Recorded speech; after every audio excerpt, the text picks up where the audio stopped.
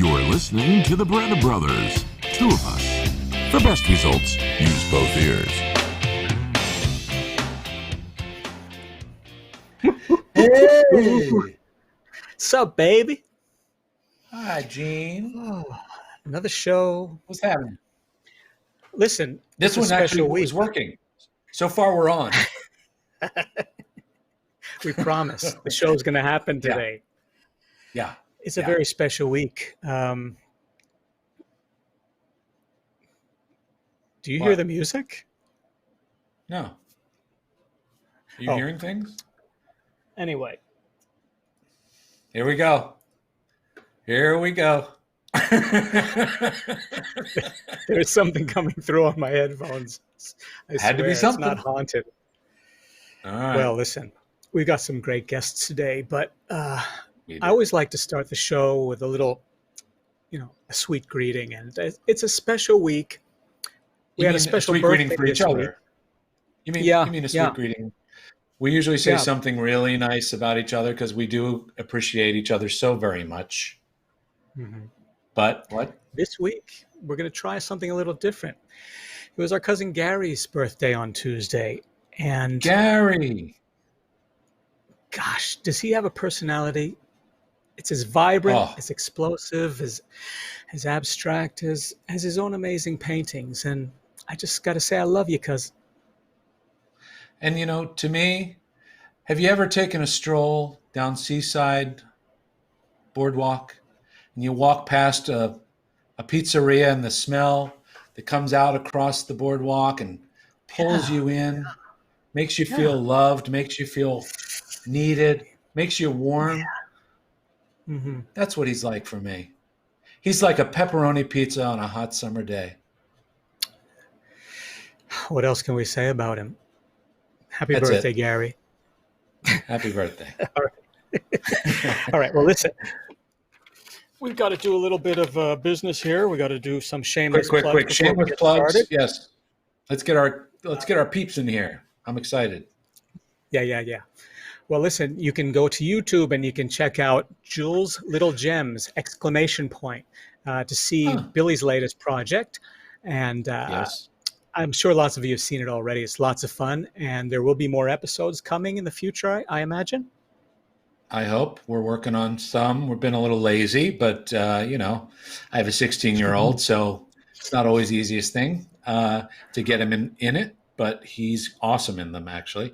And then you can go to genebarretta.com to see all of Gene's amazing artwork and his awesome books that he's created, all of his award-winning books.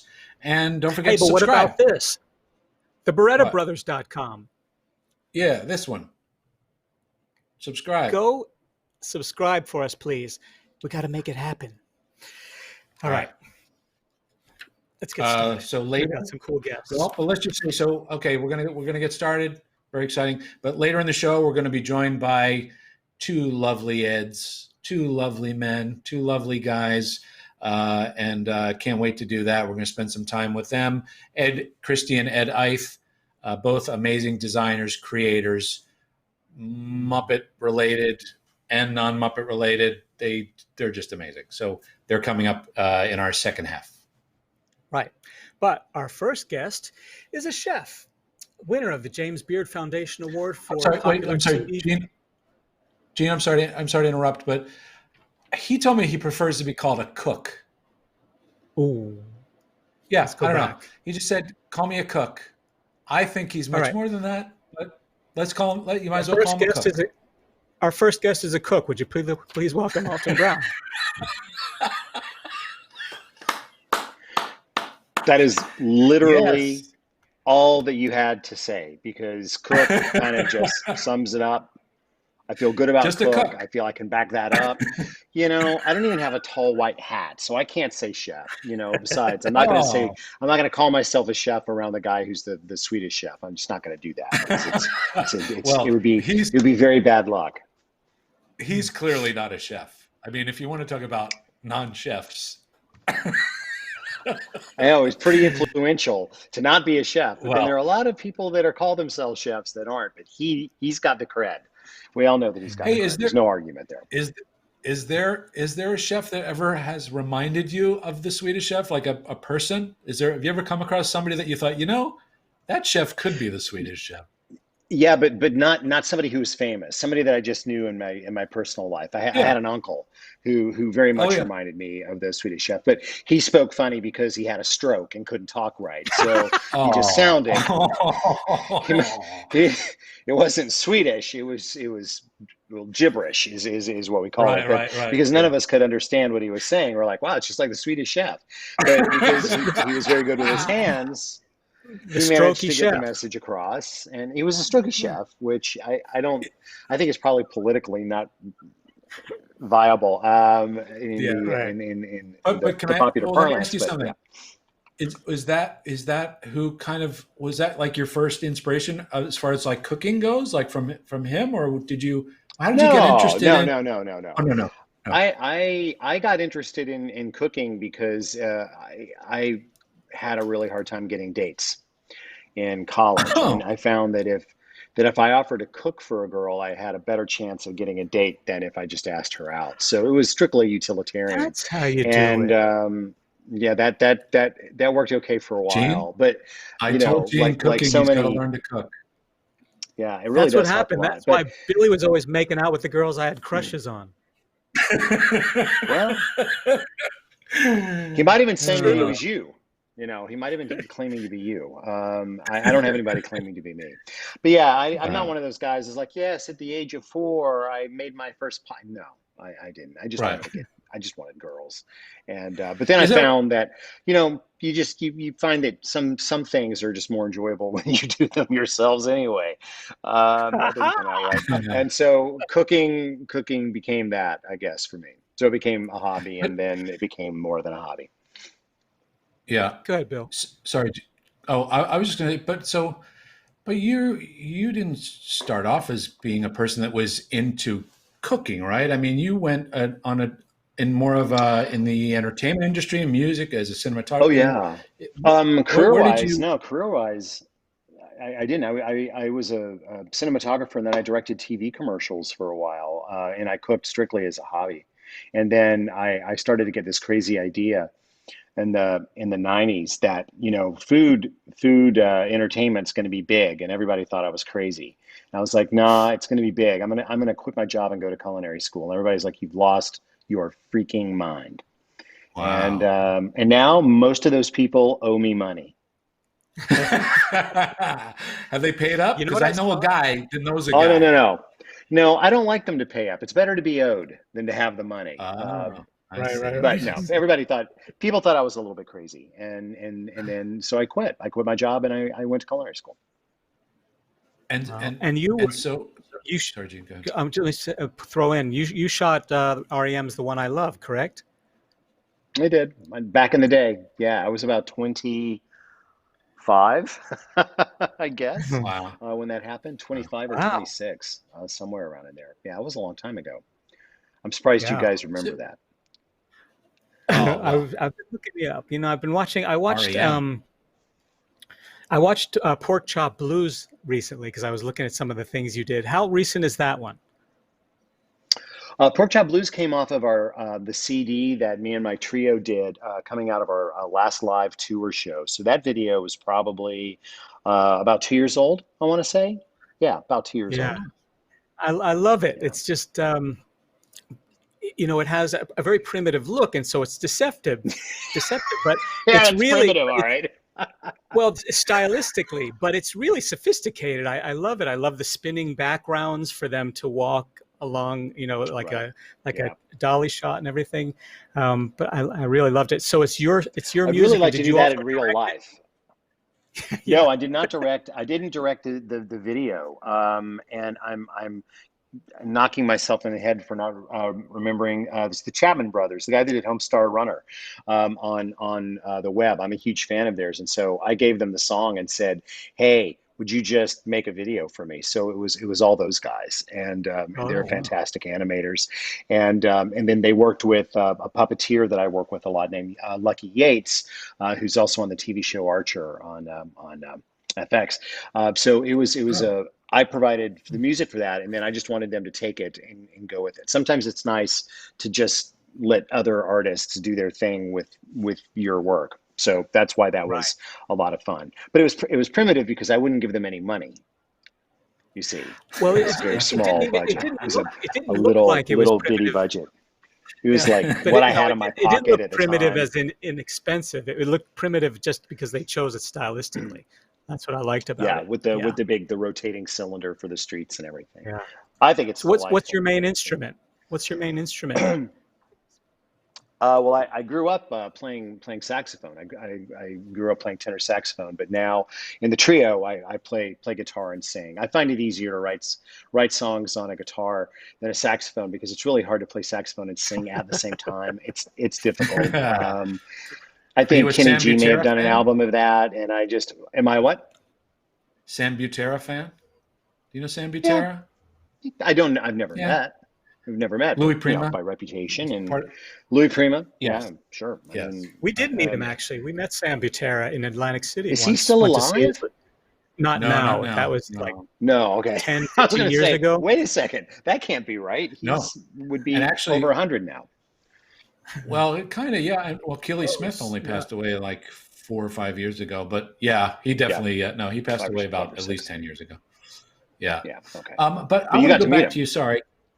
Yeah. Yeah. He was kind of a cool cat. Yeah.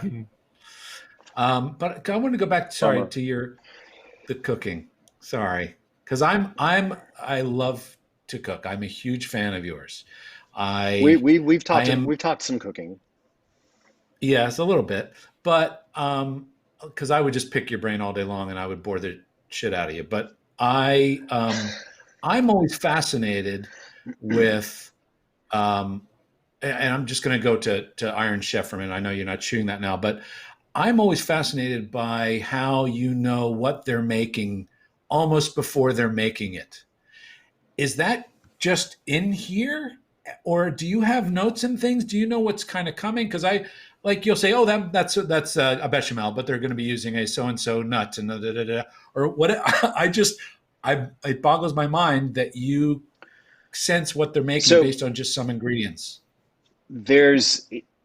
It's probably 1/3 just the experience of watching what ingredients get used at what part of the hour battle. Okay, so if somebody starts to do something at a certain time, and then you see somebody else over here, you start to put one and two together. So it's 1/3 that, and then it's 2/3 the fact that I spy on the teams before we start. Oh, you do a little bit.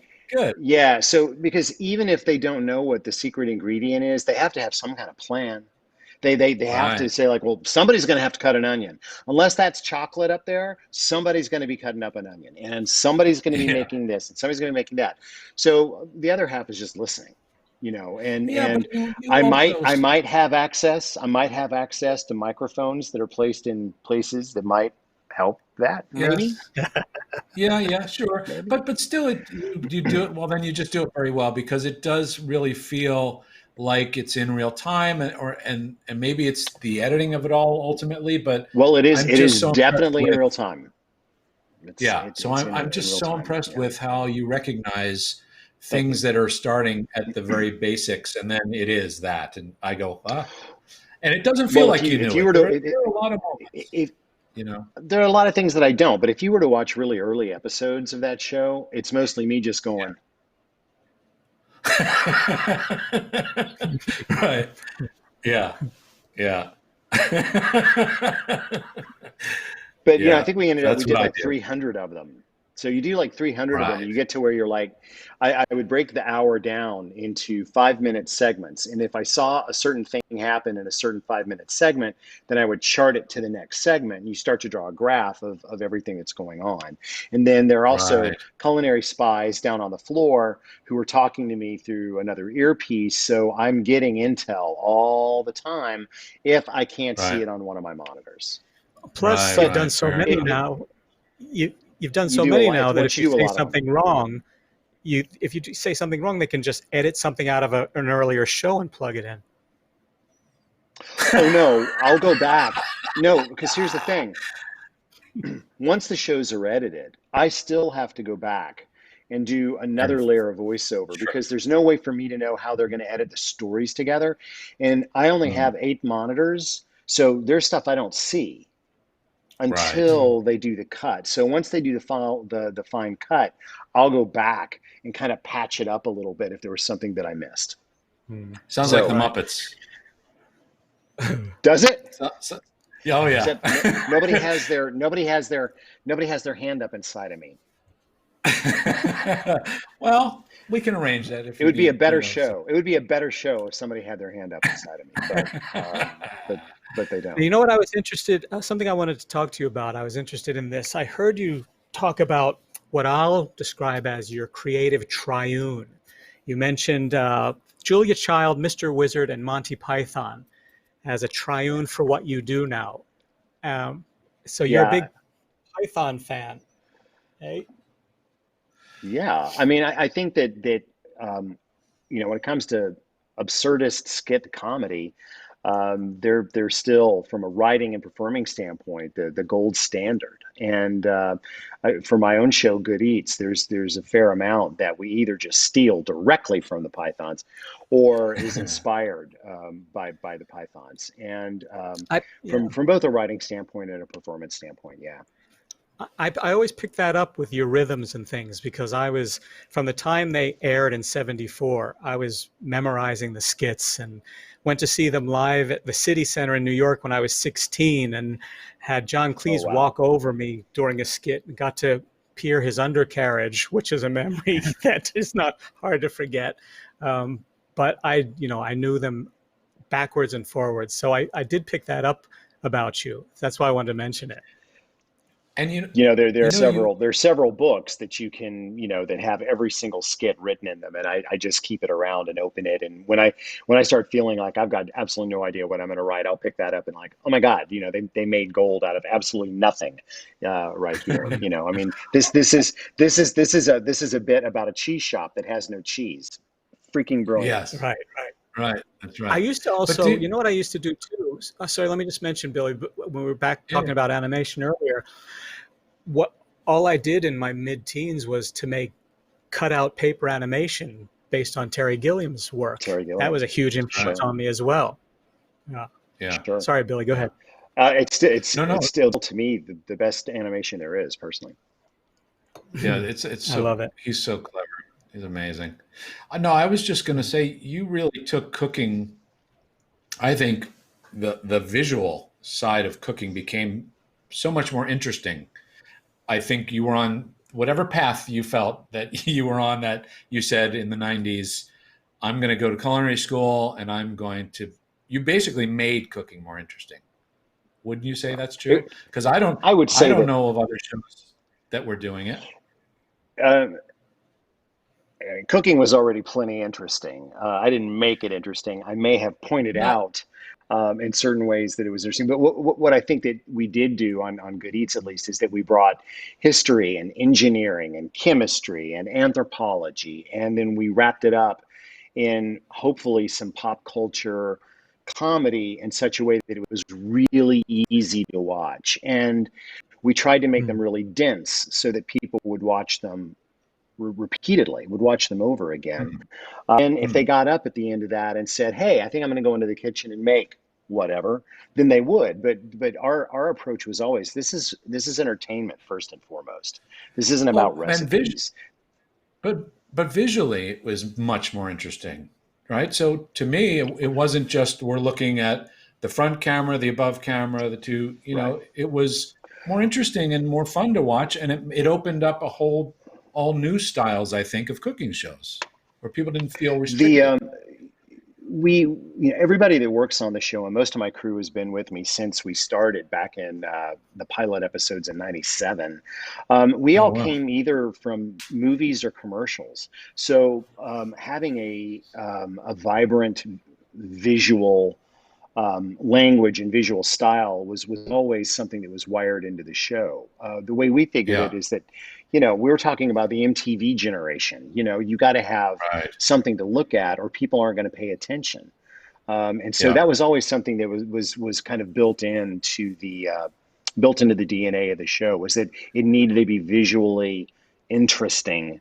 It didn't have to be pretty. And in fact, the food, very often we didn't put that much special attention into the food. It'd be like, okay, you light a room, there's a table in the room, you put the food on a table. It was none of that. Okay, now we're going to bring in the lights for the food, and we're going to, nobody was making love to a sandwich. Okay. Because in real life, food looks like the food. But we did put, and still continue to put, a lot of attention into the overall look of things. So thank you for noticing. Do you remember? It means a lot to me. Of course. Do you remember the Galloping Gourmet? Of course. Sure.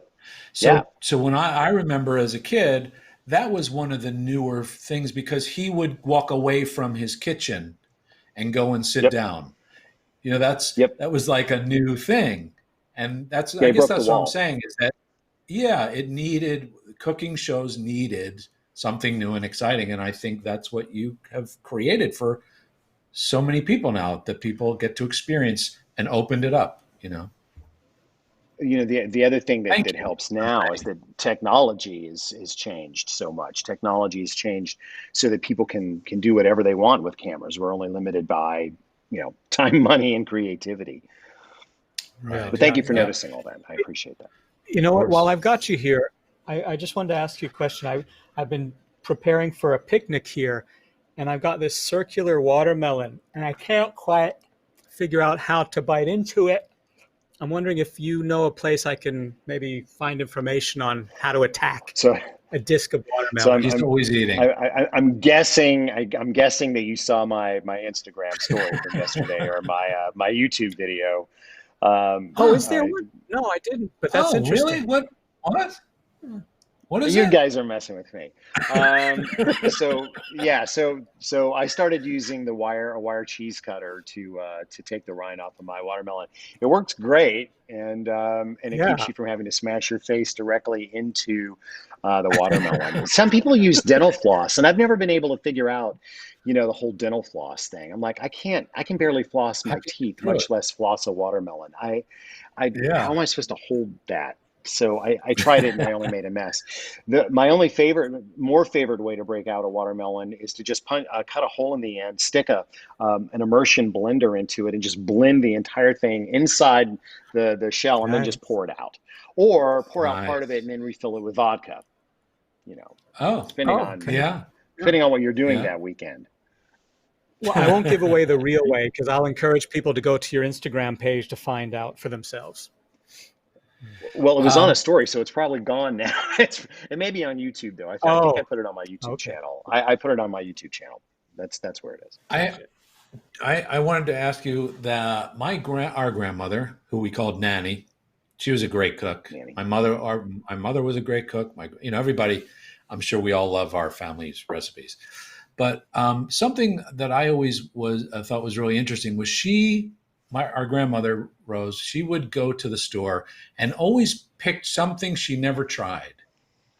Right. So she made it a point she would make it a point to try a fruit she had never seen before, or a vegetable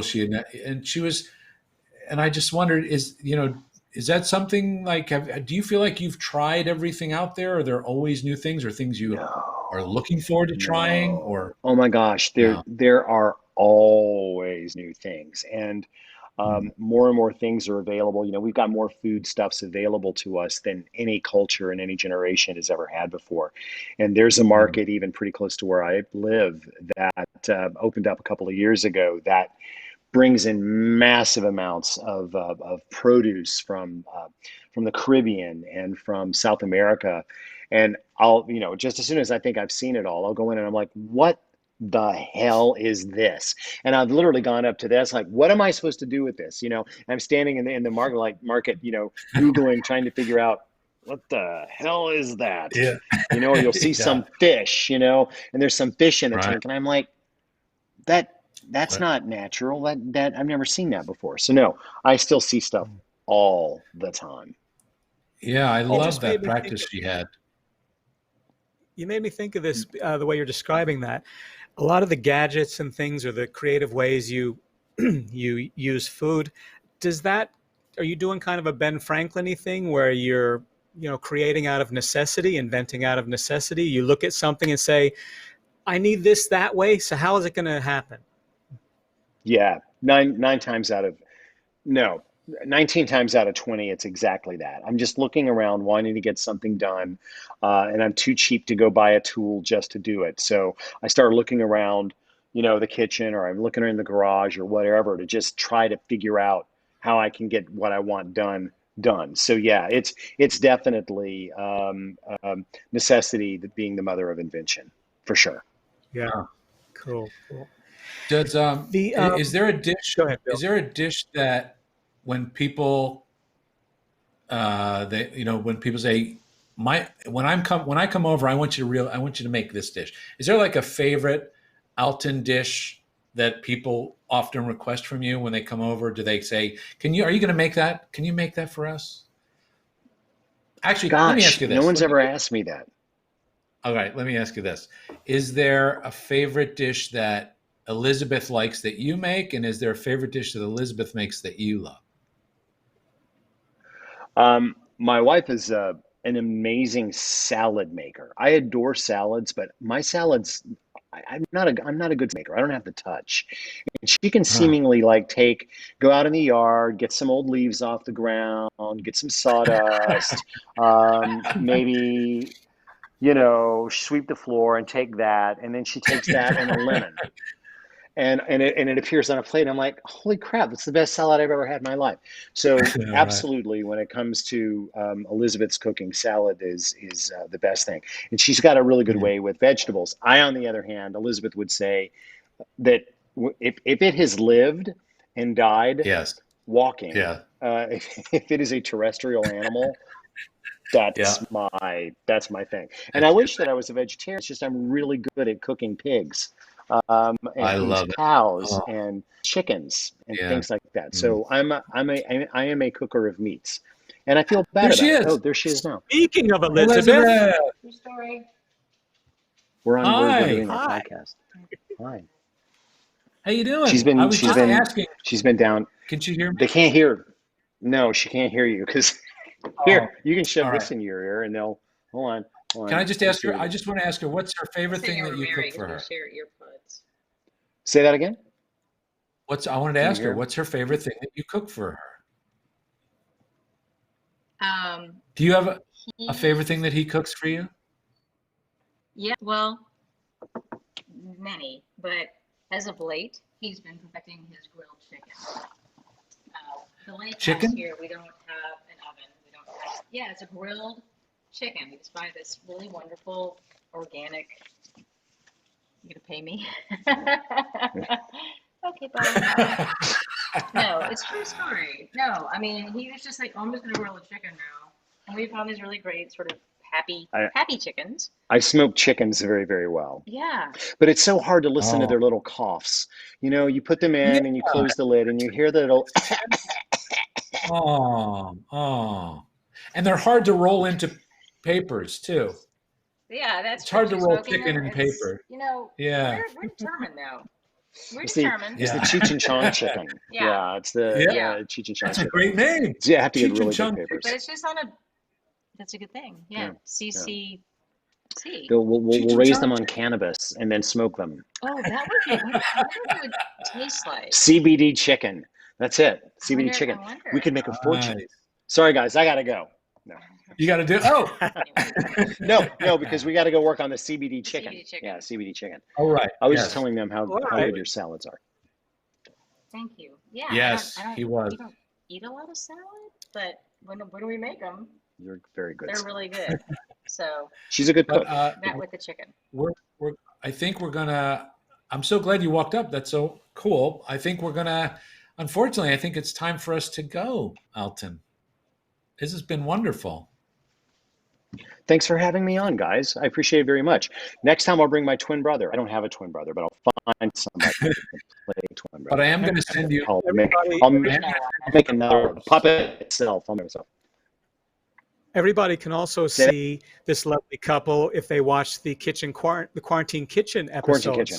So look for those. Yeah. Yes, you can watch my wife waterboard me with ouzo and other various liquors. Not to be repeated. And It's going to become its own Good thing. Eats, Good Eats The Return, Good Eats Reloaded, your live tour. We didn't even get to talk about that. We didn't get to talk about your live That's tour next show. year. That's next year. That's next year. New live show next year, and new episodes of Good Eats The Return and Good Eats Reloaded later this year in the fall and winter. I heard rumors about so- the Scabs saga. Yeah. The what, Gene? I heard rumors about a new series, the About what? Scabs saga. We're not The hearing Scab you. saga. She's here. Scab. Oh. You're talking about our blue-eyed rescue. I know you guys need to go, but now that you've roused her, you at least have to. She's got her own line of projects. She's got her own line of products now, and Oh my God! yeah, there she is. Hi, Scabigail. What's going on? Hey, so yeah, so she's going to have a major motion picture coming up here shortly. Wow. If you guys can make a Muppet of her, if I could have a Muppet of her, it would be a lot easier. She's kind of a Muppet. Well, you know what? We have two guests coming on. Maybe we can get the design going and the puppet going. We'll see. We'll have to ask them. Well, thanks for having us on, guys. Have a great rest of the show. Thank you so much for coming on. Much. I really appreciate it. Bye, Elizabeth. Bye. Bye. Thank you. Bye. Bye. Bye. Well, that was fun. That was awesome. I could talk about him with food all day long. I had to hold myself back from just going all of the night.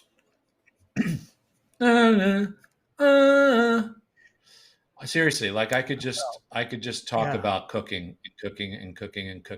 I just love it. But I can't. Why didn't I ever end up learning to cook? Was it just because there were too many good cooks in the family, and so there was no point in me getting near the stove? I don't know. Well, I don't know. became a good cleaner. You cleaned. I like to get in there. I guess I don't know. Maybe because I was,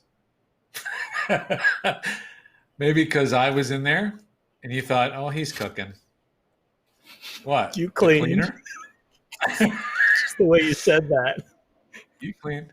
But no, so maybe for example, if I was in elementary school, and I pretended I was sick, I knew that Nanny would come and pick me up, and she knew I probably wasn't sick, but she would come and pick me up because Mom was working, and she would bring me home, and we would make raviolis or something. So it was always I think I was just always cooking with them. I don't know. It was just I was interested. I never picked it up. I don't know what to do. I don't know anything. You make eggs. I don't. You make I can eggs. crack an egg. Crack eggs. Heat. Yeah. You make ice, water ice. Yeah, I do. Frozen water ice. All right. Let's bring on our friends, our buddies, our pals. Can you hear me? Oh no. Uh-oh. Can't hear Gene. Well, in the meantime, while whatever's happening, I'm going to start. Oh, there you are. You there? For some reason, the mic changed on me. I don't know why. I was just telling people, though, that you're going to really love next week's show. Guess who we've got? Oh. Mr. Danny Trejo,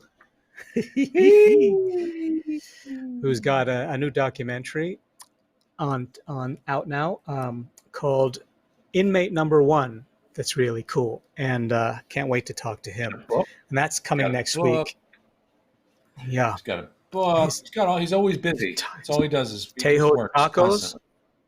Right? Oh God, Trejo's Tacos, not Tejo's. Yeah. But he has his place out here in LA. I think he has two places out here in LA.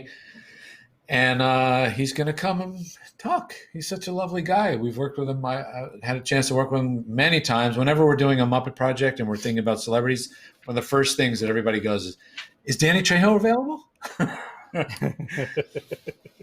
That's cool. All right. Yeah. But all right. We've got guests just out the wazoo today. We do. We have here. I'm just going to read this because it's impressive. we have art director, puppet designer and builder, sculptor, Muppet supervisor for Sesame Street, and VP of the Muppet Workshop, Ed Christie. He has worked on almost all Henson TV and film projects, including The Muppet Show, Fraggle Rock, and all the Muppet movies. He's with us. Gene, you want to introduce Ed? Eyth? Sure. Our second Ed, because two Eds are better than one, is award-winning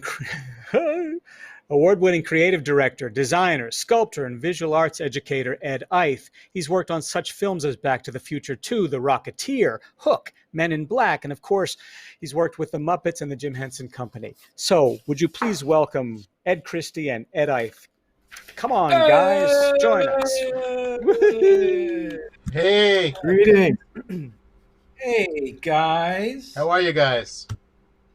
I'm so happy you're here.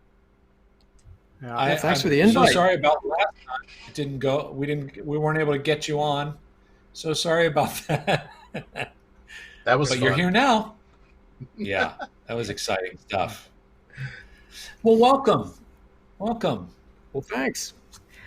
Ed Eyth, would you like to start the show by singing the SpongeBob SquarePants song for us? Oh, I had a feeling you were going to go there, weren't you? did you? Are you ready, kids? Yeah! No, I'm gonna do it. All right, you don't have to do Yeah, it. bring Alton back. This is getting bad already. Well, we're really excited to have you guys on for lots of reasons. I mean, there's so many things to cover here, and I just always like to start. And I guess we'll kind of, if it's okay, we'll bop back and forth between you guys back and forth a bit. Kind of what we did with Frank and Dave worked out nice. We tried to kind of find the balance, but just to we want to obviously hear from both of you. So I like to start with early. Yeah. Can I make a suggestion? Just, we've got two Eds, so why don't you call Ed, we'll get the Ed name, and I can be a designer extraordinaire or something like that, just to keep it. Gotcha. Oh, my separate. name's not here. Oh, I see. Ed and You can designer call me the Ed extraordinaire. without letters here. I see letters.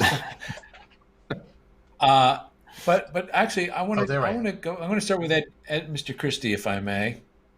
And you know what? Can we go to the gallery for a moment, JT?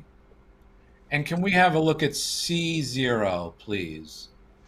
And Ed, maybe you could tell us about this kid. Oh boy. All right. Who is that? That's me on the floor in front of the couch in the living room. Yes. Probably 4. How old are you? 4. Probably 4. But Yeah. that's not. I didn't make that puppet. That was my older brother's puppet that he made in Cub Scouts. He made I it? probably stole. My older brother made that. It's paper mache. Really? And yeah. Is that somebody that you that inspired you a bit to do something like that? Like, was that where you first saw a puppet made? Probably the first one I've seen made. I used to collect the vinyl headed puppets, with the cloth bodies, Batman and Superman and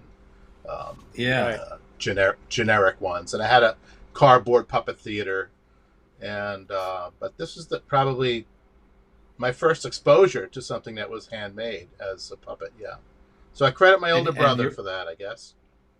Well, yeah, right. And how much older was he than you? He's 5 How much years older? 5 years older. Wow, that's a very cool puppet he made. Yeah, it is. I guess it's probably a wolf or something Cub Scout related.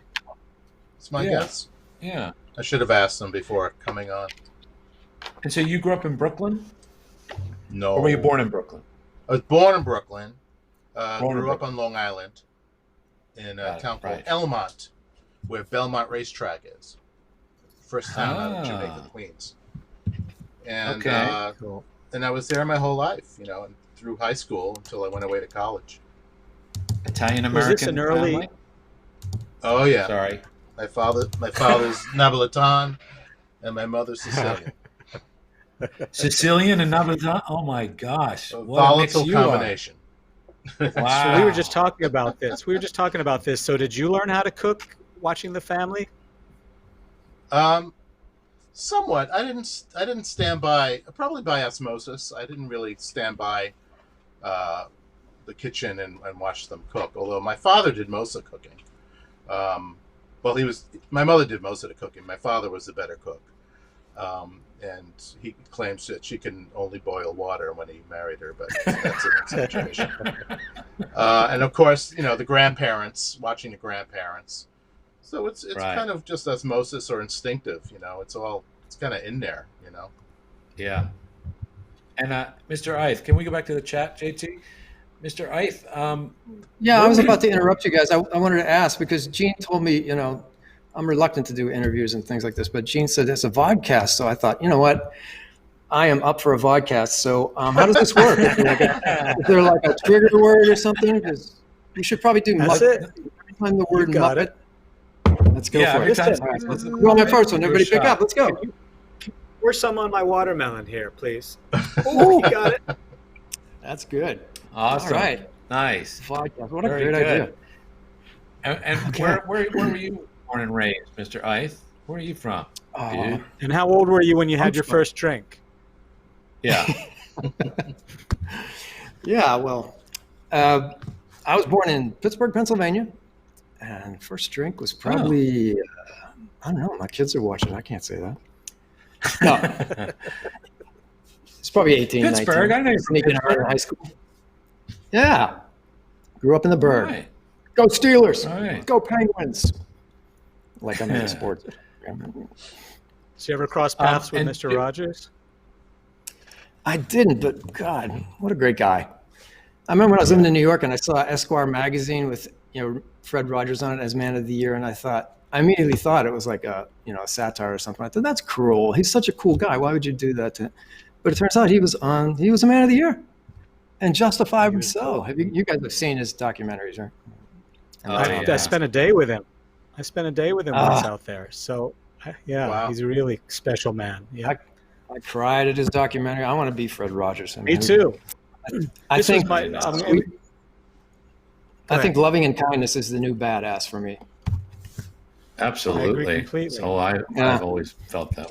Go Fred. Rest in peace. I'm doing it. Here's an imitation of my son sitting at the movie with me, at the Mr. Rogers movie with me. Is he crying? Are you okay? Is he crying? Yeah. That's it. I was just Emotional breakdown. Yeah, for Moving sure. documentary. Ed Eyth, Mr. I'm gonna Eyth. do Yeah, it we'll right. figure out a way here. But yeah, have another shot. Okay. Muppet. I said Muppet. You got to take another shot. Good enough. What? Do you have brothers and sisters? Were you raised what kind of size family did you have growing up? Can we check the chat and see if anybody's interested in this? No, I I had an older sister. I had an older sister. That's it. I wish I had a brother like you. You guys just seem to get along. Like, is there no sibling rivalry here? Do you guys? No. How does that happen? It's for the show. It's for the show. Yeah, it's all for the show. He's an ass. You should release the outtakes. Sure, let's go. But okay, so all right, we're not going to talk too much about the child. That's cool. Well, I guess I want to go back to Mr. Christie again, because before you became a designer, let me ask you this: were you always interested in design and art? Because I feel like there's a mention of during college you were a singing waiter. Did you want to be an actor? What? Were you interested in that side of? Yeah. A very bad singing waiter. Bad waiter, decent singer. Were you more interested in No, performing? well, in high school, I was part of the the high school musical scene, at spring musicals, and I probably was in every one I could be in. And then that also spilled over into summer theater, for youth summer theater, stuff like that. Yeah.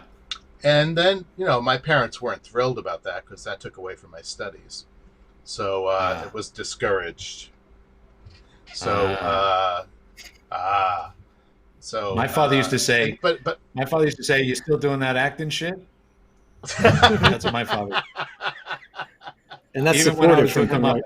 Muppets. Even Which when I was a with the broad- Muppets, it was- Yeah, it's just a broad description of anything in the arts for us. Yeah, but in a loving way. It was in a loving way, though. It wasn't him. He wasn't being a tyrant or anything, you know. I get it. I totally get it. Yeah. But and then while I was doing that, I was always making things as a kid. I was making little clay sculptures and a lot of coloring books. Went through a lot of coloring books. So it was all part of who I was. And then when I went to college, I also did some more theater stuff, and then I had to work a little bit. So I found this restaurant that had singing waiters. And what was it called? The Jolly Bull. The Jolly Bull. Jolly Bull in Hadley, Massachusetts, right outside of UMass, where I went to school. And I was a horrible, horrible waiter. I would get like nickel tips, honestly. And people would wait 45 minutes to an hour for their meals because I just wanted to get up there and sing. So that was that. And while I was there, I was doing sculpture and stuff like that in college. And so I got my BFA from there. And then I went to Henson. Yeah, I'd like to jump ahead if we can. Do you have another question about the youth? Because we have, in the time we have, I want to jump into the work that they're doing professionally, so we can. No, absolutely. I just want to find out if where Mr. Eyth kind of his inspiration for being an artist, if there was someone in particular or someone you aspired to be as a young guy that you wanted to do this sort of thing. I'm in the fortunate positions of being one of those people that, from as far back as I can remember, I drew, and I always knew what I wanted to be. I wanted to be a Disney animator, and I wanted to, work in animation primarily at the beginning. So, but that didn't pan out. But I ended up working in film, and that is pretty much close to the same thing. And you don't have to draw Goofy's leg for 6 months. So I did even better. Well, when we were kids, Gene was always drawing in the sunroom. If we went to the beach, we go to Ocean City, New Jersey. I would go to the beach, and Gene would draw, and I could watch him forever drawing. Notice my complexion. And he would just sit there. Yes, yeah. But same, Ed. He was just from the earliest age. He was always into drawing, like you. Wanted to be an animator for Disney. The same thing, actually. Yeah. And Gene, didn't you find when you were drawing, you were like in your own little world? You get to create everything the way you want, or there's an element of control where you're just like you make everything, and it's absolutely just the hours. Oh yeah, you get in the flow. But my mom used to pat me on the head. I'd show her the drawing. Oh, that's really great. And then fast forward like 30 years, and I'm doing drawings for Steven Spielberg, and he's not really patting me on the head, but he's going, "Oh, that's great." I'm thinking, I'm still 7. I'm still doing the same thing I was doing at 7, but. Oh, right. So let's talk about that for a second. Yeah. So you worked on Hook with him, right? Was that the one film, or were there others that you did with him? With his company, I did a few more. I did Arachnophobia. That's the only one I did with him. I did 6 months of storyboards with him. So yeah. Can you say something about that experience working with him? Oh, it's wonderful. I mean, the first day I was there on the job, he walks in his flannel shirt and, "Hey, I'm Steven," as if he had to, And I was like, this is like a meeting for you. This is like a career highlight for me. I always wanted to work for you and blah, blah, blah. But he was just the most down-to-earth, nicest guy. And you could, I'll tell you some stories. Easy to work with? The design? Oh, God, yes. I mean, obviously you don't want to cross paths with him, or you don't want to disagree with him, but he knows what he's doing. Why would you? But your job on that show was what? Oh, sorry. So I was just going to say your job on that was to design what was your specific role there? Well, it's an interesting story because I love doing design. Storyboards, not so much, but I interviewed with the production designer, and he said, "Great, when can you start?" And I said, "Monday." I'm walking out of the art department as Steven's walking in. So he introduced himself. I showed him my book. And after he closed the book, he said, "Do you want to do storyboards with me?" And I thought, I'm a designer at heart, but how many opportunities do you get to work? At the time, he was just the Prince of Hollywood. So I said, "Yeah, I'll do storyboards." But I have to tell you, after 6 months of storyboards, which is like Hook, Peter, Hook, Peter, drawing these things over and over, it's like, I was ready to move on to something else and do some design work. Right. How cool, though. Ed, who's How that fun. puppet behind you? That red-haired guy? That looks like is that like a ventriloquist dummy or something? That was really cool. Yeah. Yeah, who's that behind you? That's a puppet I did for the Kennedy Center production, 2007 production of the Kennedy Center musical Carnival. I don't know if you remember the. So yeah, if you ever seen the movie Lily with Leslie Caron, it's about an orphan who joins a carnival and she Can we go to the gallery, puppet act. Oh, so I got to search that. I want to see him perform, please. Is he a ventriloquist? Yeah, or just a No. He's he's a hand puppet. Sweet. How'd you do that? Did you sculpt him out of wood or? Looks like wood, doesn't he? Clay sculpt. It was a clay sculpt, and I had him made into a silicone mold. That into a silicone mold, and then that was made into carbon fiber. So it's really lightweight. The director wanted the characters to look like a hard carved puppet character as opposed to a soft Muppety thing. And he's got mouth and eyelids. His eyes don't work. It's just his mouth. Just his mouth. Oh, he's super cool. And a very obvious puppet rod, so that the audience audience can see that he's got a rod, as opposed to Muppets who are always trying to hide the rods. But there's Carrot Top. Yeah. And if you see in the photo there's Carrot Top. There's Renardo the fox, Horrible Henry the walrus, and the diva. The diva is Marguerite, precursor of Miss Piggy. And it's a great show. Show some more Ed stuff. He's good. Well, wait. We had an idea. We had an idea that we would ask you guys to pick a number, right? So, for example, Ed Eyth, if you could pick a number between 0 and 24. 3 is my lucky number. E3, please. Oh, look at that. It's a Muppet. Tell us about... I need one too. Guest, ladies and gentlemen. I don't even recognize Tell us about Pamela Henderson. That wasn't me. Can we do something else? No, that was... that wasn't you. Yeah. No, I came into work one Monday morning and there was a message on my voicemail from Ed Christie saying, Ed, we need you to design a voluptuous puppet really fast. You know, and I hung up, turned off the machine. And I thought to myself, what other company in the world would I get an assignment to design a voluptuous pig really fast? So I sat there all morning drawing pigs.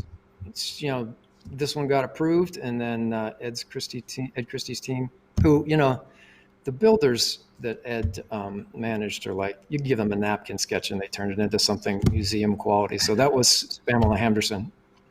But the follow-up to this story is a few years later, I was watching MTV and they were doing a Pamela Anderson retrospective, and somebody said, hey, did you know that the Muppets did and they showed it. She says, yes, I was very flattered. Oh, wow. Cool. Oh, that's cool. Hey, how did that work, Ed Christie? So there was also, aside from Andy and Randy, there was also the David Hasselhoff character. How do you hand out or determine who's going to do a design for which? So Ed did the design for Pamela. Was there somebody else you said, oh, they should try doing the David Hasselhoff character? How does that work? Well, we're talking about Muppets Tonight, right? Is that what this is right. From? Muppets Tonight? Yeah. Do you remember? It was they were the beach. That was pretty slapdash brainstorming period for us. We had a lot of people doing a lot of designs in the shop and just collecting them and presenting them to, I don't know who made the ultimate decision on this, but as far as who builds what puppets, there were certain a whole bunch of people. There were 18 people in the shop, some of them technicians, some of them sculptors, many costume designers, and everyone had a certain penchant. Like there might be somebody who was really good with caricature, So we would just look at the drawings and say, who would be the best person to do this caricature type character? And there might be somebody who is more aligned with very abstract shapes and crazy things like Pepe, Pepe being this strange thing on a stick, and so we give it to one of our more abstracted minded people to come up with that. So it was, and then if somebody was really good with the cute and cuddly stuff, then we'd give that assignment to that person instead, So it was a wide range that we can pick from. You have a sense of people's styles that you've seen or you're familiar with, and you think, oh, they'd be good for it. Right. Yeah. Absolutely. I have a question about that. To be frank, I didn't do the assigning of the puppet characters to people. Tim Miller, who was the head of the puppets division specifically, as opposed to technical or costuming, he would have that insight. But that's how we did it. Got it. Right. Among all of the different characters that have been designed over the years, are there certain signature physical characteristics that all the Muppets share, like some foundational, we hear about the magic triangle and all of that, but, there's some foundational... My God. Sorry. Are you guys not doing this? Yeah. All right. So, what have you got? I don't know, Gene. Gene, what are you saying? He's porn again. I would say in the early years, of Muppets, there would be more a foundation of how the characters started or how they evolved. But as the years went on, later on, Henson, the company, was trying so many different styles, whether it be Bear in a Big House or at one point Jim Henson sent us to the Metropolitan Museum of Art to look at primitive sculptures so that we would come up with these wacky, strange, primitive type of abstract characters. So to say that there's a foundation, the only foundation I can say is that it was the human hand and what's going to work on that human hand, whether it be something bizarre, long, short, morphed into something odd, all based on the hand. And of course, as you guys know, that's the basis for a good puppet. It is something that's engineered around the hand. But also, I learned pretty early that whenever I designed a puppet, I learned pretty early, take your sketches to Ed before you show them to anybody, because Ed would look at it and say, you know what, you can't have a puppet whose head is a foot tall, because when you go to, puppeteer it, its head's going to be doing this. And then he'd look at the sketches and just, politely slap me upside the head and say, nice drawing, but you can't make that puppet. So, the thing that impressed me you is, caught on quickly. When you say that like half the people in your workshop were hired by Jim, they had that long kind of tenure that you did that actually worked with Jim? Would I say that half of them were hired by Jim? Is that your question? Yeah, have the heritage of having worked with Jim or back in the Jim days. Because there was a lot of people with tenure. I was there in 78 as the newbie. So by then it was Don Saleen and Carolee Wilcox and and Foz and all the real strong and Larry Jameson and Raleigh, all the real strong people who started the look of all the puppets. Yeah. And by the time 15 years had passed, it was a whole new breed of people. And again, a lot of them came after Jim passed away during my tenure anyway. So, all right, let me jump in. It's all based on tradition too. Because let's do, Ed, pick a number between 1 and 24. Ed Christie. 15. 15, please. Sammy the Snake. Yes. Carol Channing.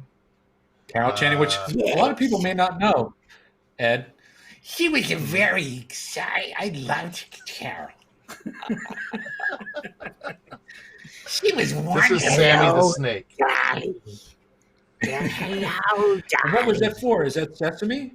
Well, you can go on YouTube and find this. It's a take on the Hello Dolly song, and it's Hello Sammy. Oh. And it's Sammy the Snake, performed by Jim Henson, and it's one of the characters I designed and built for that show. Wow, it's a great. How was that? How was that worked? Where was his hand in that? You see blue screen. Blue right? screen. So first, gotcha. So we start with that. Jim's behind her. Actually, reaching around that way. He may not even for this photo. He may not even be in this picture, but he would be behind her in a blue costume, and his arm would be just under the chin, as close to the head as possible, and the rest of the body had rods in various points of the length of the body. So there would be other puppeteers, doing the wiggling and stuff, and he had to form shapes like S for his name and things like that. Oh, right. But it was all against blue screen. It's on YouTube. Awesome. Find it. Sammy, Carol Channing, Sesame Street. I'm gonna do some rapid fire because I think people really want to see some of this stuff. Okay, Ed Eyth, give me a number between 9, 1 and 20. 9, please. Ah. Tell us about this, Mr. Eyth, if you can. Well, I worked for the Henson Company for 9 years, and in 2004, I quit working at Henson so I could pursue some of my own artwork, and occasionally did some work for them. But then one day, out of the blue, I got a call in about, was it 2016, 17 from Brian. He said, I'm doing a new film called Happy Time Murders. Do you want to design some characters? And, any opportunity to design puppets is just, I'll drop whatever I'm doing, and especially to work with you guys and Brian and everything. So I got the script for Happy Time Murders, and I read it, and I just thought, oh my God, this is just gonna, this is gonna be like, it's gonna break a lot of boundaries, particularly for, Henson and the puppets and everything, which I thought was pretty cool, and just admired Brian for doing it. But anyway, he said, here's the script, here's the puppets, and I got to design Vinny, the porn shop owner, Vinny the vulture, and you're seeing the final design, but I usually do about 10 or 20 variations before we focus on this one. And there's wow, really? There's how many of the characters from the movie? How many did you design from the movie? Vinny, Vinny, the bulldog, right? The bulldog. Who I got to do? Then, what's Lyle. his name? Oh, Lyle, right? Yeah. What the hell? Do we have those? Junkyard? Do we have pictures? Junkyard, right? I think we have Junkyard. There we go. Oh yeah, there he is. Yeah, wow, he turned out a little different than this, but that's what I was hoping for. But Lyle, I thought he's worked cool. Really well. Yeah, Lyle. We have Lyle too. Can you see Lyle in there, JT? He's real quick. He's 7. He's 7. I think Lyle was fun because he had to age through the film, so I had to do a young Lyle and an old Lyle. So that's the older. Oh yeah. Lyle. Can you throw up E6 real quick, please? There's his aging, right? Yeah. You usually have to do variations like what would his hairstyle look like, and so that's the younger Lyle with his LA gangster look. Awesome. All right, Mr. Christie, let's have a number, please. A number again. 8. Boy. Oh, you're Jewish too? You're a Nabutan. You're Sicilian and you're Jewish? Actually, my brother did the DNA thing, and we have Middle Eastern in us too. That's the Sicilian part. Wow. Because the Sicilians, they did everything. Yes. Literally. This is an elephant from Sesame Street. So is this a Joey Mazzarino character? Yes, it is a Joey Mazzarino character. Although when I designed and built him, it was only his top half, and then they decided to, I guess Joey decided he'd like to do it a full-figured character. So then, after I had already left, they had given him a full body. See. Hey, I have a question about elephants. Aren't they hard to design? Are they is that a hard face to design because of the trunk? Well, the puppet problem we always came across, and was that because of the trunk you can't see his mouth move. Right. And you want to see a puppet's mouth moves to buy into it. So right. It was always tricky. There was a puppet, I think, on the Jim Henson Hour, or maybe it was Puppets Tonight. Seymour, yeah. And he had a very small trunk because We wanted to see his Right. mouth. And since we're the Muppets, we can, screw around with the abstraction. So we didn't really care. Right. But this character works, even though his trunk is there. He worked great. Yeah, he was very broad. In fact, he was made to be a real elephant, not a comic, not a shtick thing like this guy is now. But he was made to be a real elephant, so of course he was to look like a real elephant. You there? Did Ed fall off his chair? He's fine. He's good. I just did a website on podcast, and I am just embarrassed. Oh my gosh. Sorry, guys. give me a number. It's totally different. Let's do another number. 12. Fine. 12, please. E12. Yeah. There we go. No, that's yeah, me. That's all. I'll take credit for that. No, Ed Eyth 12. At Eyth 12. Okay, we're back. Oh, okay. Well, we talked about him. Junkyard. We talked about him. Just do another number. Can I? Yeah. Let me just. Okay. Yeah, 24. 24. Sorry, 24.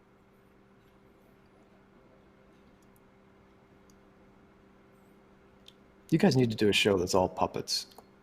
How cool would that be? You mean like the Muppets? Yeah, this was. I said it. I said Muppets. Barretta. I said Muppets. All right. I just Googled. We're gonna have to. Okay, this is actually a show for Henson. This is a Henson project where they. It didn't come to fruition, but it was about a zoo, and they had to design a bunch of animals for the zoo. And I always thought, pandas are well known for not breeding well, and I thought, what if we had this family of pandas that just are overdoing it, like they're breeding way too much? So I didn't know that. Wait. How are they known for not reading well? Have they been tested? Who would know? Breeding, Jane. A lot of reading. Hey, can we see C11? I'm just going to run through these guys because I want people to see this stuff. There. Those are the three characters I designed for Sesame Street. Abby You designed all three, right? Rosita. I designed all three of them. And I initially built Rosita, the very first Rosita. And that's all there is to say about it. But I'm very happy they're still being used today. Actually, the three of the main characters on Sesame Street currently, which, as people who watch Sesame Street know, that the cast has been culled down considerably. But they're still working, which makes me really happy. And certainly the most famous female characters of the Muppets, I would say, right? I mean, Janice is famous. I'm saying, these three are probably they have to be the most famous female characters of all Muppets, right? Yeah, Sesame Street Muppets, as opposed to Muppet Muppets.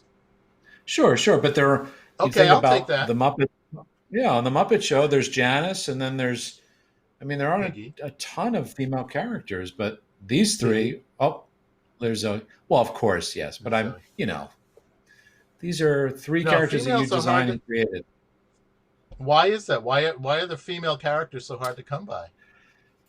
I don't know. I don't know if, I'll get in trouble if I even try and discuss this topic. All right. But plead the fifth. But I think initially it was because whatever the dynamic of the group was, of the original guys, and people were having fun doing female characters, even though they were men. But I think over time there have been more, but there certainly could be more female performers doing female characters for sure. And there are some. I just, the number of kids that have been, so positively influenced by these characters and by Sesame Street in general, it's got to be pretty gratifying for you, Ed. Ed? Yep. Yeah. Yes, thank you. Okay, sorry. Here, can we jump to E2 real quick? E.T. I didn't design that. Who's that? So I'm being a little selfish, but what do you remember when they asked you to design this? What what was talked about or anything you guys? It was you guys were. I think you were already. Were you in the middle of Muppets Tonight? But anyway, it was they wanted a new character for Muppets Tonight, so they said Smooth Lounge Singer Johnny Fiamma, and I did probably 6 or 8 variations, and they went with this one. But the best compliment I got in this puppet was the puppeteer told me that it's the closest to his personality of any puppet he's ever worked with. And who was that puppeteer, did you ask? Yeah, but here's so I'm wondering. Do you remember?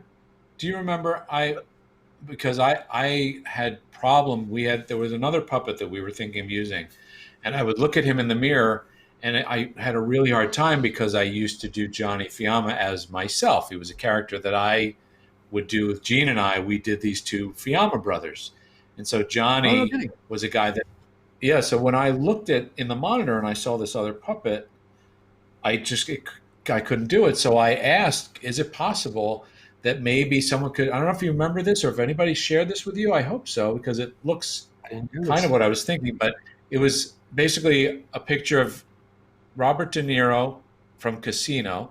I remember offering that up, and I didn't know if that helped anybody in any way, and myself. And I don't know if that was something that you used or not, but man, he's just, when I saw him, I was like, okay, I can hear him. I see him, he's green. I mean, he's an olive, I just loved it.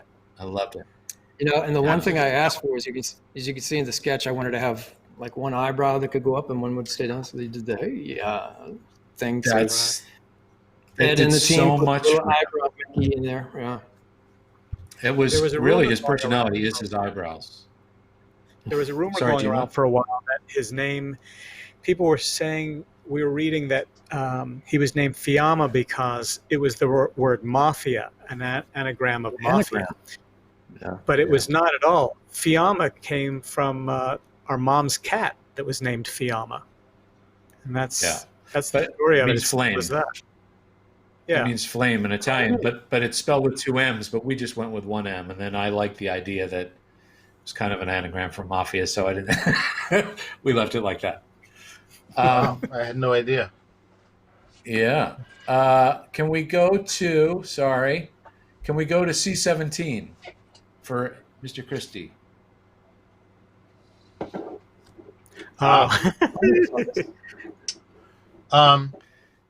Ventriloquist named Ron Lucas. Great guy. Yes. I met him in the early 80s, and he had this character that he had built for a children's clothing company, Billy the Kid Clothing. And he asked, and then he wanted out of that situation, and he wanted to take this character for himself. So, of course, we had to redesign the character, which is it's not there very far off from what he originally was, but we changed him enough so that he would be able to avoid any lawsuits. And and Ron's taken this character among other characters. He has this great dragon that breathes fire, and so many other things. And he's been very popular. He's been in Vegas for a very long time, and he's still using this puppet. And it's been rebuilt by other people since that, but this is what I did in the early 80s for him.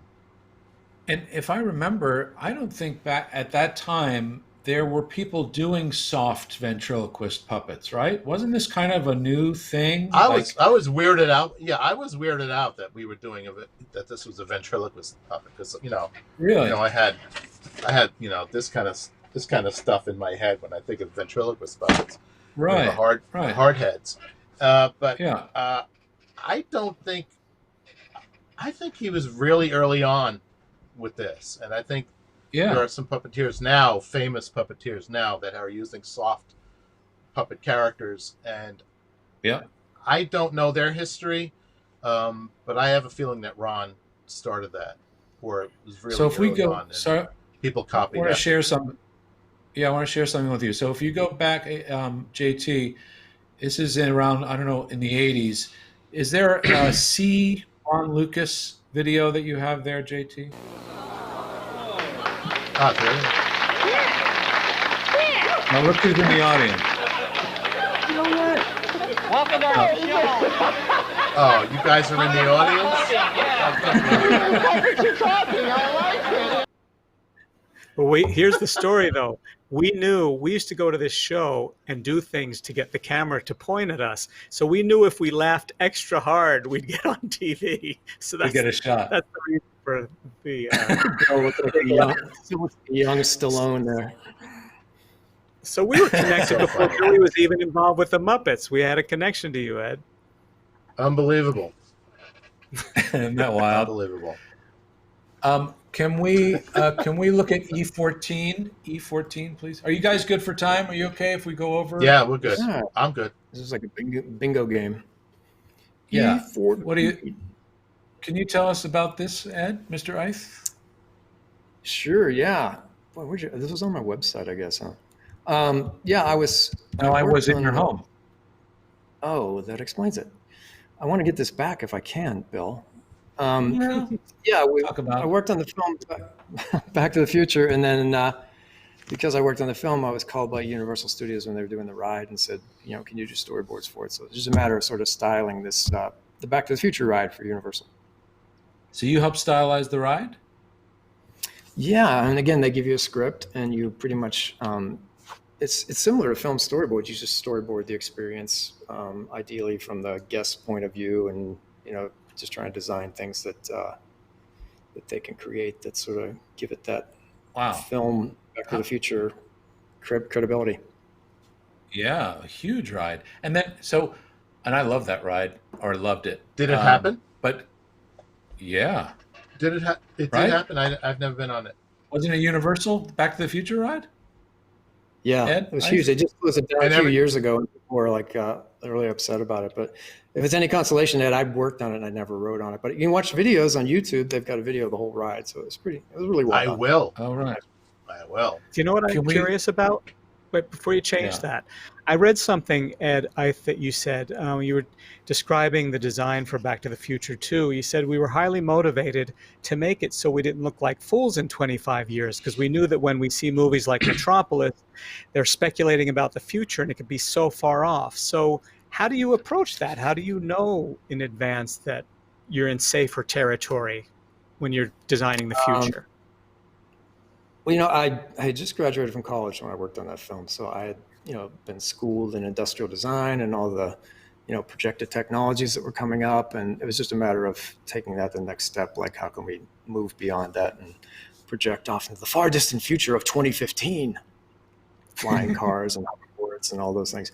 So, yeah, it was just a matter of, and when any filmmaker projects a film into the future, they're always taking a big risk. Because if you're off, you're going to look like a fool. But if you nail it, and in this case, we had the luxury of it was a comedy. We didn't have to necessarily make it exactly like, how happily it was. Right. Blade Runner, it was a little more positive. It wasn't quite so dystopian. But yeah, I was in charge of electronics and Marty McFly's condo and all sorts of fun stuff. But probably one of the best jobs I ever had, sitting in a trailer on the Universal lot with like 4 other designers and just riffing on 2015. Okay, everybody's got watches and computers on the wrist and all this fanciful stuff. Yeah. Are you guys okay if we do go a little more? Are you seriously? Are you okay to hang in? Yeah. Oh, good. Fine. So let me show another thing that I'm really intrigued about. Can you put up E15? I want to just go to another design of Ed Eyth. I would love to have been in this park. Can you see that okay with the... I don't know if Ed Christie can see it. It looks a little blurry. I can see it. It's a little pixelated, but... Yeah. It's the Rankin and Bass kind of theme park, right? Christmas park? What is that? Yeah, I've done some work for and I did some work for SeaWorld not too long ago where they had this exterior of one of the buildings on the park where they wanted to sort of style it and theme it for Christmas, and they had the rights to the Rudolph the Red-Nosed Reindeer character, so it's just a matter of styling it for that. It's so cool. It's so cool. I think that would have been so much fun. Sure, you'd stay with all the Muppet stuff. Okay, let's there you go. Beautiful. JT, should we go back? Let's go back to the lower res because I think we're having a little hard time watching it. Can we show the sorry, Ed Christie and Jim, please. Oh. Video. Now, if Ernie's going to do the thing and they're sort of going to pop up. I don't know. I like them being around in the background. Sort of milling around in the background. Particularly bouncing in time to the music. You guys Ed is in the plaid shirt here, doing Ernie's. Yes, Ed is Jim's right hand. Open space in the middle. Look how patient he is. Sort of run around and I don't think he will. Moving up on the camera. Yeah. You know, and you come, fairly close. And you come up to about here somewhere. You know? So it's almost like a nice solo. Everybody gets a nice solo. I love this, hearing him. 11 o'clock at night. Very hot. Chris Surf says he didn't even realize this was a tongue twister. I would cross my mental fingers as I went into that line every time I hit it. Singing at 11 o'clock at night. Oh no. You're so patient. Ed. Rocking the Mark Spitz look.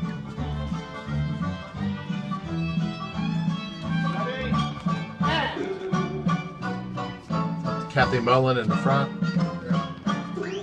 If you want to be a member of our happy family, nothing to it. You can do it. Coming up listen carefully. Clap your hands, tap your toes, snap your fingers, slap your knees. At the honker ducky dinger memory. The honker ducky dinger memory.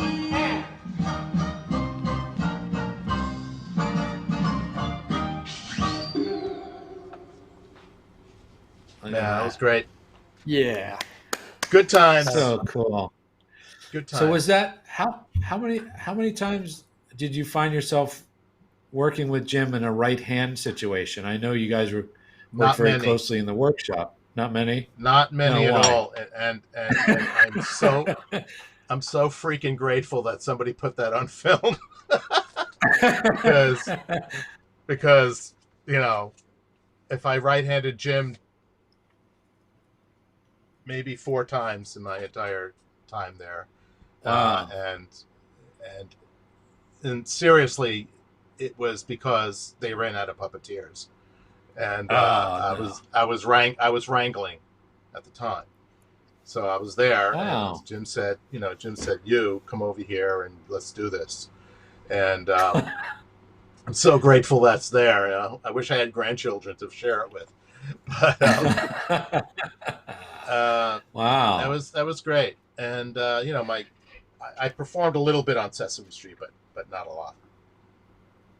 Well, can you put up C21, please? Now, this is your first character you made? Yeah, the very first puppet I made, designed and built for Ernie the Caveman sketch. One of the Ernie the Caveman sketches. I think it was the Caveman Ernie invents the toothbrush. And this thing just rushes in at the very end and scares all the characters away. and that's how they ended the scene. I think actually he brushes his teeth with the invented toothbrush.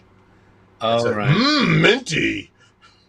But then I got to make another one just like it for the Muppet Show, so that was good. Oh, all right. Can I see E22, please, and then E21 shortly after? I had no idea that you did this, Ed. I didn't either. Oh my God!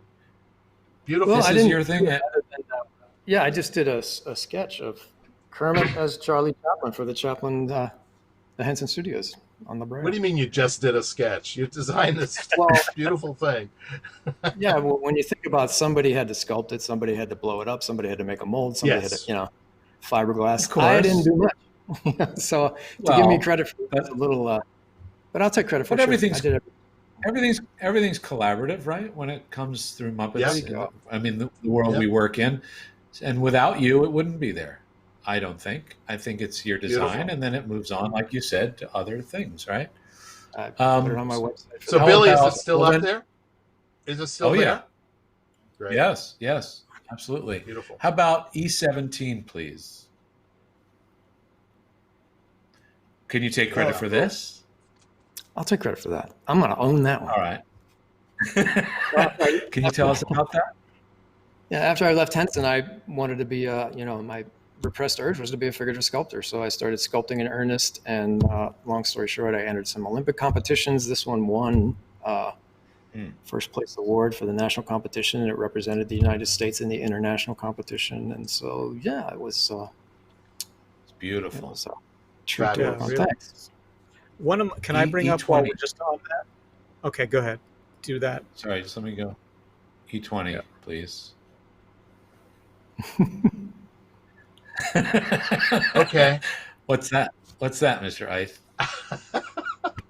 Well, there was a citywide event in the city of Los Angeles where you could sponsor an angel, and you had to put in, they were providing artists with these fiberglass angels, which you could, paint, and some people put mosaics on them and everything else. But the Henson Company sponsored one. They asked me to design it, so I thought, what better than to do Beaker as the reluctant angel. So, but the great backstory of this one is they selected a percentage of them. I think it was like 25% of them to auction off at the Dorothy Chandler Pavilion in LA one night, and this one went to some hotel owner for like $6,000. So, wow, I love the sneakers. Yeah, Jared, let me share 13 Converse. Are they really 13? Let me just share one of can I get Beautiful. C20, please, JT? C20. Can you tell us the story behind this, Ed Christie? Okay, it's a story. Macy's Parade. I forgot what year, but it's probably the year that the Great Muppet Caper movie came out. Oh, Caper. Oh, right, of course. Great Muppet Caper. It's the Thanksgiving Day Parade. Aside from the Kermit balloon that they usually have in that parade, we didn't have any other floats representing Henson. But we did this, and this is Beauregard in his taxi cab, which he drove in the movie. And I am inside that Beauregard costume with severely limited vision. I can't remember. I think I'm just looking out of his mouth. And it's this hot sack of fur over my head. It's a British car, so the steering everything is on the wrong side of the car for me. Right. The back seat, in the back, the seats are taken out. It's a bare floor. Jim is on the floor with Cheryl and I think it was Heather. They're just propped up with as many pillows as they possibly can be, and we're driving down the whole parade route. And Jim is telling me, go crazy. Figure eights. Head for the crowds and head for the crowds and stop short. Don't hit anybody. But he's just telling me to go wild. Now, I'm not a stunt man. I'm not a stunt driver. I'm completely covered in this costume. And I know I'm going to kill somebody. And they're laughing. God. They're in the back going crazy. They're laughing and hysterical. And the background? I'm really shitting a brick the entire time. What's that, Gene? Is the background any indication as to how fast you're going? Yeah. Look at that. I think this is a John Barrett photograph. I think. But I was terrified, just terrified. And Jim said, just go crazy. And I'm like, I'm going to kill somebody, please. Oh my God. And I was really happy when it was over. And everybody thinks about how much fun it would be to be a puppeteer, but Bill, I mean, it's work, isn't it? I mean, keeping your arm up like that, do you just have like shoulder muscles to die for, apparently? Not really. No, it doesn't. You don't get any stronger, I don't think. I think you just maybe a little bit, but usually you just, I don't know how, I mean, parades are the hardest thing, because you need something to hold your arm up, whether it's something to rest against or, I think the Sesame performers are probably the strongest because they tend to do the parades every year and they're able to stay up and keep it alive. I don't think I go longer without it falling apart after maybe 4 or 5 minutes where I need something. Otherwise it just starts doing that and you can't really talk anymore. No blood flow at that level. If anything, I would think that you'd be more prone to bursitis and other ailments, as opposed to being stronger. You're more prone to things going wrong. Well, I think more puppeteers have back injuries, and because really what we're doing when we're standing is using the back muscles to hold this up. We're not really using our arms to hold it up because we want to keep that loose, right? So to me, most of my stuff is my back or my shoulder blades, that kind of stuff. You're twisting your spine too. Yeah, you're all crooked and stupid, and it's not a smart thing to do. Kids. Yeah, rotten kids. Jim. I mean, well, we haven't touched. Can I just show one more thing? Because I feel like it's 4:30. We may want to wrap up. You think, Jane? We got a good, solid show. I mean, I could do this so long. What do you want to end with? Can I C20? Can we just see C23? We'll do two more. Let's do C23, and then we'll do one more with Mr. Eyth. Well, that's what Ed, I'm doing can you tell now. us about? Yes, tell us, please. Sculpture. That's what I'm doing now. We have a gallery in Provincetown where I live on Cape Cod, and this is one of my pieces. It's made of resin and dryer lint. All the color you see here is dryer lint. I love that. And I can't get into any more details because then I'll have to kill you. Is it very light? Is it light? What's that? It's hollow. Is it light in weight? Okay. It's hollow, yes. It's probably only the walls in there are probably 1/8 of an inch to 1/4 inch thick. What's the height of it? And that's probably 15 inches tall, that piece. Sorry, I'm just going to show this one real quick because I feel like that's a mouth. Okay. That looks like a character's head to me. Okay. Put two googly eyes on the top. Yeah. No, it's a torso. Yeah. It's based on classic Greek or whatever torsos. Right. And again, all that orange and yellow and brown and black is all lint. I don't use any other pigment but lint. So I have people all over the country sending me their lint. I love that. And this is the Alden Gallery? Alden Gallery, ALDEN Gallery in Provincetown, Massachusetts. Right. Can I see E19, please, JT? Oh, good. That's the one I wanted to. Yeah. This is my favorite one of yours, Ed. Well, thanks. The gravity of that is amazing. Beautiful. Thank you. I was trying to make it look like she was, sort of suspended. But yeah, that's the first figure I ever cast in bronze, the first figure to sculpture. Really? So, yeah. What is it? What's the kind of inspiration for it? What made you want to? Is it based on anyone in particular, or is it just in your mind, your creation? No, my whole life, no matter where I've worked, I've always found places to do figure drawing, and then I finally, gave into the urge to start sculpting, and I just wanted to sculpt sort of an idealized feminine form. So I just started sculpting, and then I'd have a model for some of it, and then, my wife was so accommodating. I'd like, I need to do the shoulder. Can you just? So she'd peel off her shirt so I could do the shoulder, and it took a couple months to put her together, but then cast her in bronze, and she's probably the most popular sculptor I've made. She's the hands. I love that. In the process of sculpting her, I realized that she's got her foot on the earth, and she's suspended in the air. So I thought I should make her hair wet. So she just stepped out of the water. So she's sort of suspended between the elements of earth, water, and air. Right. So I named her Mari, which is like an ancient oceanic goddess, Mari. Sorry, it broke. Say it again. What did you name her? Mari. It's an oceanic goddess, I think, from Greek or Roman times. Mari, Mari. Right. As in marine, maritime, and all that stuff. Well, thanks for showing that. Well, all right, gentlemen. I mean, we've got more, but I think now it's time to say goodbye. Thank you, boys. Can I see the level? Can I see the bottle level? Not bad. Nice. Yeah. But you should warn people when they come on this show and let them know what a vodcast is, because this is, it's kind of embarrassing for me. There you go. One for the road. Hey, there we go. And Muppets.